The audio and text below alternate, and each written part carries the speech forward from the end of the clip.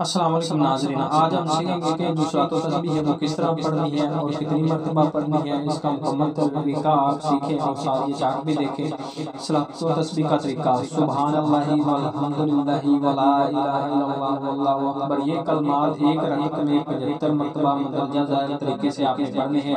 نیت یعنی ثنا سبحانک اللہم کے بعد 15 مرتبہ سورۃ فاتح اور کوئی سورت کے بعد 10 مرتبہ رکوع میں سبحان ربی العظیم پڑھنے کے بعد 10 مرتبہ رکوع میں جب آپ نے سیدھا کھڑا ہونا ہے قوما میں 10 مرتبہ، پہلے سجدہ میں سبحان ربی الاعلی پڑھنے کے بعد 10 مرتبہ، پہلے سجدے سے اٹھ کر جلسے میں 10 مرتبہ، پھر دوسرے سجدے میں سبحان ربی الاعلی پڑھنے کے بعد 10 مرتبہ۔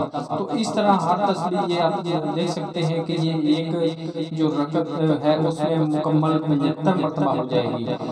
تو دوسری رکعت جو ہے شروع ہوگی تو وہ سیم یہی طریقہ ہے، اسی طرح آپ نے پڑھنی ہے۔ تو یہ ٹوٹل جو ہے ایک رکعت میں 7500، دوسری رکعت میں 150 اور اس طرح تیسری میں 225 اور چوتھی میں یہ 300 مکمل ہو جائیں گے۔ جو 300 مرتبہ یہ آپ نے جو کلمات ہیں وہ مکمل کرنے ہیں۔ تو یہ جو صلاۃ و تسبیح یہ آپ جب مرضی چاہے پڑھ سکتے ہیں۔